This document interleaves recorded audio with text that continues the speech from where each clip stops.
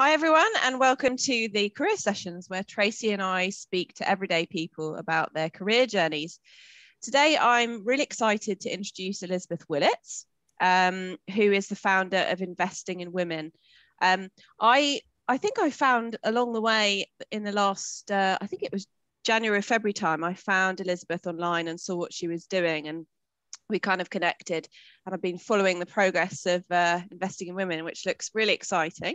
Thank you. And I'm really looking forward to hearing more about that today, and how you got to the point that you are now. I'm sure there's a good story behind it. So yeah, over to you, Elizabeth. Yeah, so I only started the blog. I started to do the blog in January. So that's probably when we did connect. Yeah. So and then I launched a job board, Investing in Women, 3 weeks ago now, which aims to connect forward-thinking businesses. Only 3 weeks. Blimey. Yeah, so we're week 3, but I have been around longer because obviously I'm 35, so I've been around for 35 years, but I've been blogging since January. Yeah. So that's how I started really with this. So it aims to connect forward-thinking businesses looking for to hire individuals looking for flexible but fulfilling work, and part-time and things like that. So and the reason I've called it Investing in Women is because I believe that quality, flexible work is one of the best ways to retain women in the workplace, particularly after children. Because unfortunately we still know that women do take on the bulk of childcare and elder care and things like that. So it's the best way, I think, to retain women in the workplace, who then become tomorrow's future leaders, potentially change the whole culture of the workplace, which is beneficial for everybody, and ultimately we can close, the gender pay gap as well. So that's the name. But yeah, and my background's in recruitment. Yeah. So tell us where your career journey very first started. Yeah. So I finished university. What did you study? I studied events management, so nothing to do with recruitment. I went to university. I didn't know what I wanted to do. My mum and dad were like, you need to go to uni, you need to go to uni. My mum and dad had both been to university. And at the time, I was 18, just wanted to go out. And all I thought was, I just like partying. What do I like doing? Going out on a Friday night. I went and did events management, thinking, oh, it'll be great. And do you know what else? The wedding. Remember the wedding planner? Yeah. With Jennifer Lopez. That was like at the cinema at the time, and I was like, that looks quite good fun. So I thought, I'll go and be an events manager and plan weddings and do exciting things and plan amazing parties. So I went to university. I'm from Huddersfield. I went to university in Sheffield. It was nothing like that at all. I don't think we even talked about weddings. It was quite a disappointment. It was all like how to organise local authority events in your local park. Like, it wasn't up my street at all. So yeah, I did that, and it was all, no disrespect to the people that organise, the big fetes and things like that. It was very health and safety, risk assessment, not me at all. But I stuck it out. I did do HR actually as part of a module in there. But yeah, I was in my final year at university, and what I'd done through university, my Saturday job, whatever you called it, was I was an Avon rep.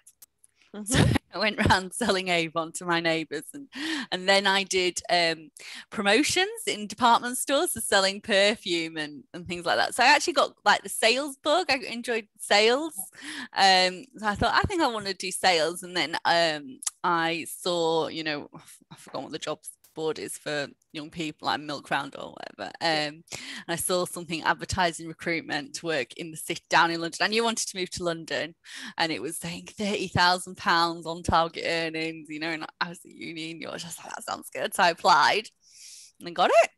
And then I just stayed in recruitment. I had no real desire to go into recruitment. I just wanted to move into a sales role in a big city. And then so then I started in recruitment and recruited accountants into banks for a few years. And then I recruited HR into financial and professional services, working for Hayes, which is a big recruitment agency. Did have a little break in that time as well. I did some colour analysis for a while. I took like a year and a half sabbatical and did like personal styling. But yeah, really, I'm a recruiter. And then I moved to Deloitte. Hold on, tell me about the personal styling. Yeah, so I So that did was you, like at that point, years. did you Yeah. did you think perhaps you weren't going to do recruitment anymore? Yeah, it was basically back when I got married. So I got married, and I thought we wanted to start a family, and I knew my hours in agency were not going to work with a family. We'd moved out of London, so we had like an hour commute, and the hours, you know, I was getting in just after 8, not finishing until on 6, and I couldn't see that many people that were making it work part-time ahead of me that had children. And I thought I just didn't want to do that with a family, so I left thinking, I think a lot of us do. A lot of people do it after children, but I thought I'm going to get ahead, do it before children, set something up. So I went and had my colours done, which is actually a really good experience. If you don't do what I do, don't follow it all the way through. Stop at the colours. But yeah, got my colours done. I thought it was a really good experience. Tell you what to wear. You actually end up saving so much money because you just buy what suits you. And I could see we might need to chat offline, by the way. I'm just saying. Maybe you could do us after. It's really good. Don't tell me green's not my colour. Yeah, and I could see this woman. She was working from home. She had a little studio in a like loft extension, and then I was like, oh, she had some kids. I was like, it's really nice for her. She's doing it around her family. So I took a sabbatical, retrained, and then did it for a couple of years. And I would have carried on doing it probably because it paid well. Because a lot of it, it actually ended up paying quite well. It did become quite successful for a small business. But the reason I went back into recruitment was because during that time we started suffering from infertility. So we found out it wasn't that easy for us to have children. Mm-hmm. And I found it really difficult then working from home, from myself. I did beauty therapy as well. And I used to get a lot of women coming, and it's because it's a female business. It's fine. People would come and be like, oh, do you have children? Do you want to have children? And like someone that's suffering from infertility, to have those questions constantly was really, really hard. Mm-hmm. So I thought I just can't deal with this anymore, because I'd get them like I'd have to really psych myself up then to see a client, knowing I would get quite personal questions. I think just because of that's the kind of job it was. And I thought if I go back into an office, people will not ask me those questions because people don't want to get sued for discrimination. And I just think people won't ask you those sort of questions anyway in a corporate office. So that's why I went back into recruitment, went back to Hayes. Actually, I was fortunate that they took me back, and that's when I went into HR recruitment. But that was quite a few years. I didn't, to be honest, leave recruitment that long. It was like a year and a half, 2 years, but it was long enough. Did you go back again full time? Yeah, I went back full time. Yeah. I didn't have kids, so I went back full time. And that was hard because I'll be honest, I didn't want to go back because at that point I wanted a family. Yeah, that's tricky. It's tricky, but I went back, and and before I'd left, I'd been like the star performer, I'd made all the billings and stuff, but then I went back and my mind was elsewhere, and it was difficult. And then juggling that, because then I started doing fertility treatment, and that's the juggle. It's a huge juggle. People think it's a juggle when you have children, and it is a juggle when you have children, but it's also a real juggle if you struggle to have children. Fitting all the appointment, and there's so many appointments, and they come quite last minute, and so you need an understanding employer then as well. Yeah, I bet. But it sounds like you were successful. Yeah, eventually. Yeah, it took me 4.5 years. So, but yeah, wow. Eventually. So I ended up having IVF. I didn't want to have IVF at all. Put it off because I'd read, if anybody goes through infertility, I'm like, don't do what I did. I'm saying to people, don't do what I do. Do not Google. Google is like the worst enemy. I think probably anyone going through an illness. Just read all the horror stories. And I was like, oh my gosh. So I put it off for 4.5 years. 4 and a year. Well, it was less than that, because by the time I had my child, it was about 4.5 years in. And I thought, I don't want to do it. It sounds horrendous. But actually, it was fine. It wasn't as bad as I thought. So it was second time round that we were successful. So yeah, we'd had a miscarriage in between that time, during that time. Yeah, that's always really hard. Yeah. So you presumably then you got pregnant when you were still at Hayes. No, I'd moved. By that point, I'd moved in-house, which was good for me, because at that point I wanted a different challenge. So I moved in-house, and it's different in-house. So you're recruiting internally. So I moved to one of the big four, and that was, it was good. And I had different stakeholders. I actually developed quite a nice relationship, because you're just working in agency. You've obviously got so many different clients, and they might just come to you once a year or whatever if they've got one need. But actually in-house, you end up having sort of two teams. You're in your recruitment team, but then you're also in your team, you probably know, in HR, then you've got your stakeholders as well. So I would sort of split my week between my recruitment team, sitting with my recruitment team, and sitting with my stakeholders. Did loads of assessment centres with them. It's a good role. So did you prefer in-house then to agency? Yeah, I think I did at that point. I think I did. Because I think I did. I like sales, but I think I'd felt maybe I'd gone so far with sales, and then it became a lot more consultative in-house. And also, like, the pressure in a weird way was less. Obviously had demanding stakeholders, because it was a big company, but working in agency, it's all about the numbers. And it's a lot of pressure. What are you going to bill this month? What are you going to bill next month? Think about, I don't know. It's hard to know, what you're going to bill like 3-4 months. They'd be asking you to make quite specific forecasts, and it was very, very, I think the agency it was, so at the time Hayes recruited a lot of people like graduates, and that was their model. I don't know if it's changed now. So there was a lot of a lot of hand holding, quite a lot of heavy management, and we'd get quite a lot of KPIs, a number of calls, and things. And at that point I was like over 30. I'd been there. I mean, I'd had the little break, but I had been there going on for 10 years, and I didn't want all those. I knew how to do my job. I didn't need to be told number of calls I need to do every day. So I was going to say, actually, I think the nice thing about recruiting in-house is I often think that once you've recruited with a company, you know more about it. Than, from an HR perspective, particularly if I'd start with a new client group, I liked doing recruitment, because you have quite an intensive learning curve in terms of what that business is, what do they need, what type of people work in there.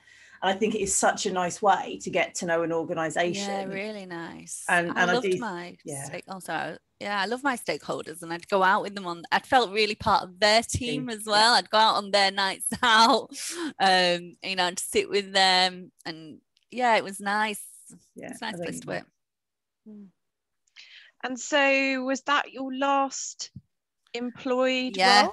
Then I got made redundant in September. So tell us about that, and then why you decided to set up. So I got made redundant. I was fortunate at that point, because I was working part-time. And then I got made redundant, and I only wanted another part-time role.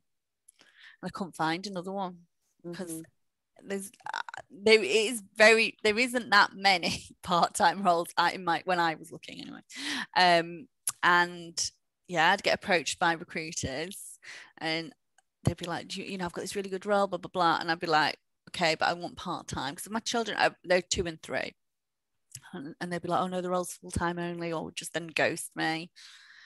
So that's why I've set it up, because it's a job board, but it's just a huge education piece as well about the benefits of employing individuals looking for flexible and part-time work, and why I think it's important, not just for parents, but for other people as well. Like I said, I needed flexibility when I was going through my fertility treatment, and other people need flexibility for all sorts of different reasons as well.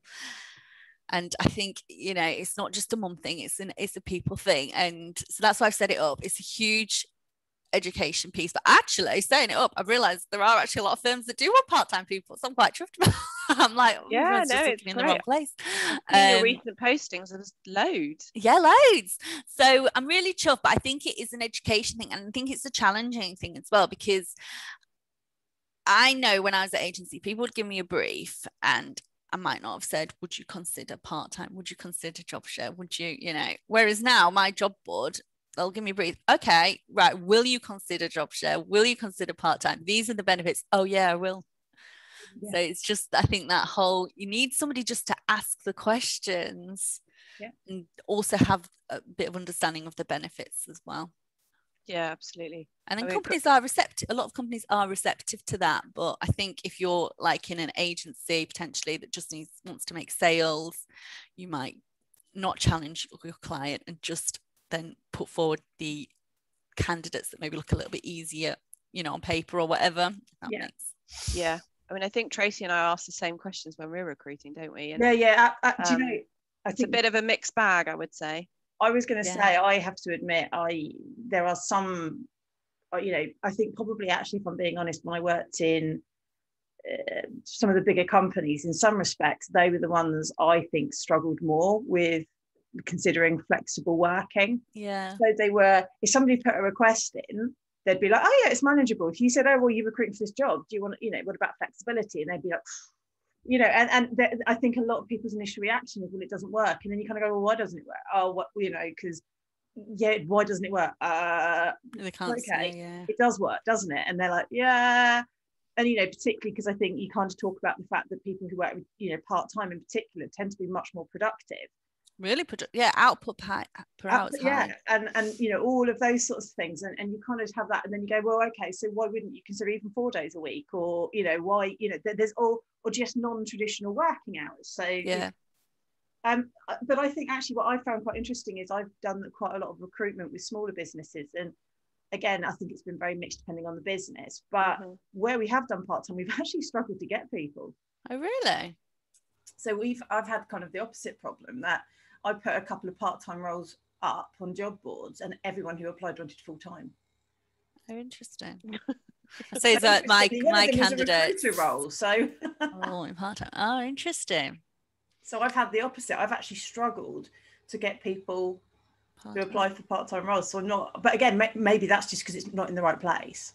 It depends on the role. I guess on my job board. Yeah, I was going to say, I'm like, it's been interesting, but I think part of that is because a lot of it's been over the pandemic, and I think people, have generally, there's been a bit more of a reticence anyway. And I'll be honest, most of the people who were applying for so particularly things like the recruiter job, were people who had left through redundancy rather than because they wanted to leave, and therefore I think, you know, whereas I think in a normal market, the people who are looking are probably more are doing it because they want a new job and they might want a new lifestyle. Yeah, these people were sort of forced into that situation. To me, and I'm trying to, but it was quite interesting because I was expecting to be kind of crushed with the kind of people asking for part-time, and it was really tough.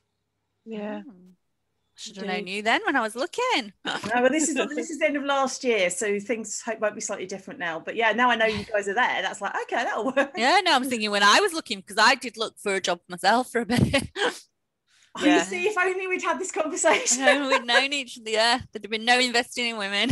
Well, maybe that's the thing. Maybe it's good we didn't have this conversation 6 months ago. Do you think, Elizabeth, that the last year has helped the flexibility cause? Don't know. It's interesting, isn't it? Because I think it has in some ways, because I think it's shown that people can work flexibly around, you know, when other commitments, when everybody's been in a house together, schools have closed. And I know that, you know, people have done well. Companies have shown that there's been no loss of productivity. A lot of companies have demonstrated that, which has been really good. And so many companies now are, you know, offering more remote working, which is brilliant. I mean, as a working mum, I think that's so good, because that would save me like 3 hours on a commute, which is 3 hours I could do, spend with my family. If I didn't have a family, that'd be 3 hours I could do volunteering, hobby, whatever. But it's 3 hours of quality time that's not spent, in my mind, on a train. But I understand that there's a choice, and some people do want to go back into the office, and some companies do. I think it's going to be interesting is when things have settled down and who actually goes back to the office.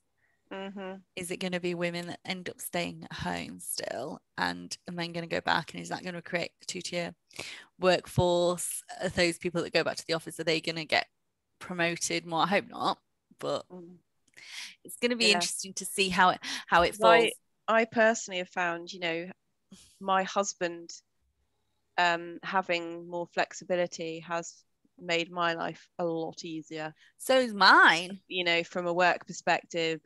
And it's given us I think more equality at home, I think. Absolutely, yeah. Because before he didn't have flexibility, and I left employment, so I had ultimate flexibility. And you know, but I was still doing, you know, still working as a consultant, had my own company, and was having to do all the drop-offs, pickups, you know, everything. Whilst it is exhausting. So having him around now is amazing. Yeah, because you can share that load. Yeah. So I'm hoping that people, you know, that haven't worked from home and that are doing so now will continue at least part of the week. I think it needs to come from the top. So, you know, I think if you are working for an organization where your management or the management team go back, and it's quite hard to, you know, have the strength of character to be the outlier that's days working from home. So I hope that these bosses, and unfortunately 95% of CEOs are still male within the FTSE. I hope that they set the example and carry on working from home at least part of the week, and that culture will then filter down. I hope so, yeah. And people, you know, lower down in the organisation will feel comfortable to work from home as well, because that helps us. Because, you know, like you said, I've been really benefited as well by my husband working from home. He's been able to help with drop-offs, pickups, making dinner. And it has been a lot more equal, but I think until we have proper equality in the home, we're never going to have full equality in the workplace. No, I agree. And to be fair, I think for a lot of men, you know, the thought of asking for flexibility was, you know, career suicide. Yeah. So yeah, I totally agree. I hope that it changes. Like my husband's, he's in a city finance company, and he's going to be able to work 2 days from home ongoing, and that's brilliant. Yeah, it seems to be quite you know, a bit of a trend, which is amazing. I think 73% of companies have said that they are going to increase the amount of flexible kind of remote working, hybrid working. And it's interesting because I did a post about it a while ago. What's going to become increasingly interesting, if 73% of companies are going to say, yeah, this is okay, the ones who don't are potentially going to miss out on a huge talent pool. Massive. Yeah. Because they're going to become the exception. And I think that's the point, when there's that tipping point where actually as a candidate, you've got two otherwise pretty equal jobs, but one of them's going to give you flexibility to work from home, one of them's not. Yeah. You know, and again, the stats are telling us the majority of people want some level of flexibility. People, again, something like 98% of people want to go back to the office to a point, but you know, equally very few people want to go back 5 days a week. I think it's about 10%, so they want to go back 5 days a week. Totally. So you've got this massive range in between, and you know, it could very quickly become a differentiator for an organisation whether or not they're able to attract the top talent. Yeah, and it's so good. I think. I mean, I know the government obviously has an agenda because they you know, a lot of their tax revenues come from people buying sandwiches, etc., in city centres. But it does help that their levelling up agenda. If you can, you know, have a good, I know, you know, from being in Yorkshire, a lot of the people most people I went to school with, my brother and sister went to school with, they moved to London. So people leave smaller northern towns to move to bigger cities for jobs. But if you can do these quality jobs anywhere in the UK, it's really good, I think, for that levelling up agenda as well. Yeah, no, definitely. So back to your career journey. Yeah. I'm interested to know, what, thinking back about your career journey so far, what would you say your most challenging career moment has been? Yeah, I think it was when I was going through fertility treatment, actually. That was 100%, because it's like, who do I tell? How do I tell them? Because as we all know, unfortunately, there is still a discrimination against women, you know, in a lot of organisations that say they want how it's perceived. Yeah, how it's perceived. Will I be perceived as being less committed? Will I get opportunities? Yeah, so I was really nervous about telling people. Didn't want to tell everybody. I was quite private as well. So then it's like, well, it's not really anybody else's business. There's an element of you know. It isn't, but it isn't anybody else's business. But then it's like, you've got to go to appointments, then you can't go to a meeting at work. So really yeah, tricky, it's that juggle then, and not knowing if it's going to work. You don't know whether you're going to, whether you're going to be in 6-9 months time, whether it's going to have been successful. And it's just massively conflicting priorities, a little bit like when you have a child as well. I think it's just it's different, but it's hard because you want something so bad. And I felt like I was in work and not necessarily giving work my all, but I'm one of these people that likes to do my best in work, so it's difficult. They reach out to anybody that is going through fertility treatment, but it is a really tough time. You've got to just be kind to yourself. And on the flip side, what would you say is been your career highlight so far?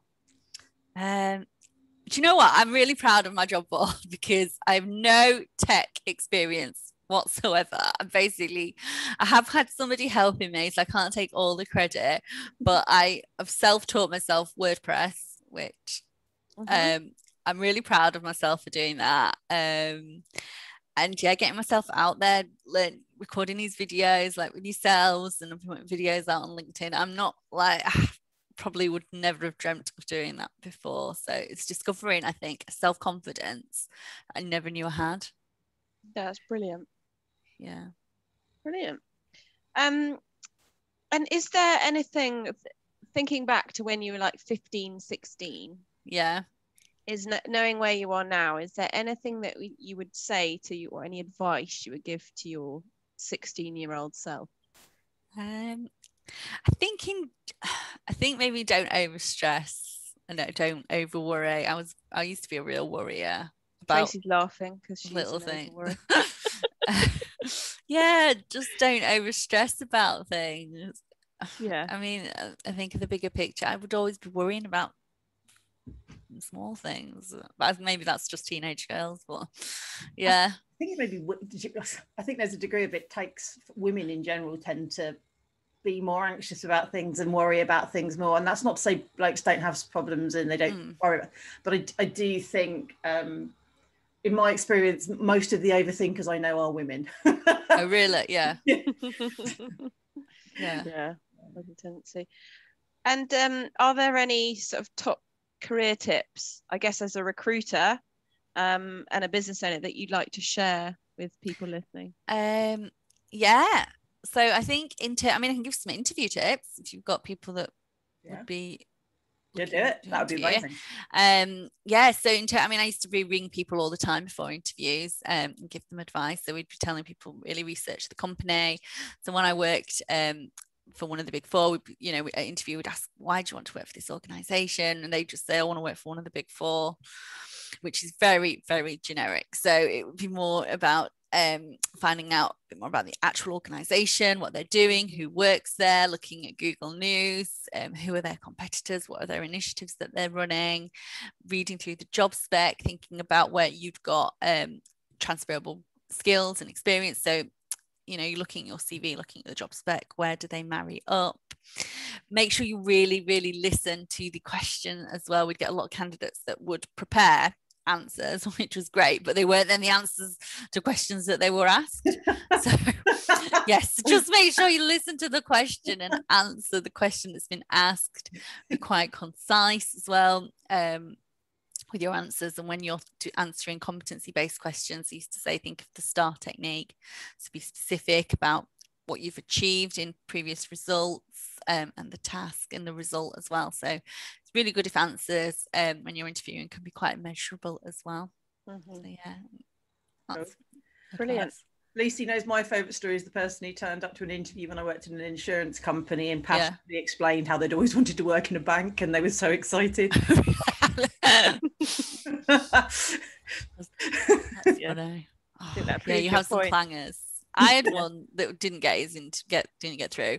It's a bit weird. Like, he just turned up with a big 2-litre bottle of Coke, and the interviewer was like, "This is weird." Drank this 2-litre bottle of Coke throughout the interview. I think he drained Coke. It's like, this is just weird. That's brilliant. And so, tell us, what are your plans for the future? So I've just launched. So I would love, and I'm doing it on my own. So I would love to get to a point where I'm able to take on other individuals to help me, so expand it a bit more, and definitely still be a really flexible employer myself. Perhaps what I preach.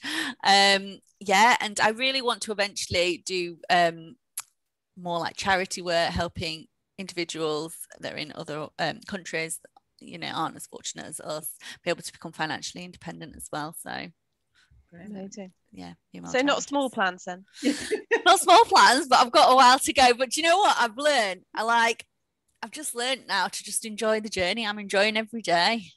Yeah, that's great. So I think that's probably another bit of advice. I think people are always so overthinking about the destination that they forget to enjoy the journey. So I think, enjoy the journey. Oh, brilliant. Okay. Well, have you got any final thoughts at all? Or are we going to leave it with enjoy the journey?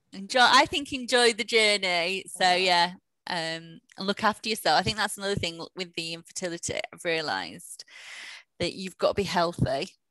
Yeah. For everything else in life to work, your health has to come first, whether that be your mental health, physical health, whatever. So actually, self-care is hugely important. Yeah. Because without self-care, you're never going to excel. Yeah. Anywhere Very else. true. So look after yourselves. Yeah. Amazing.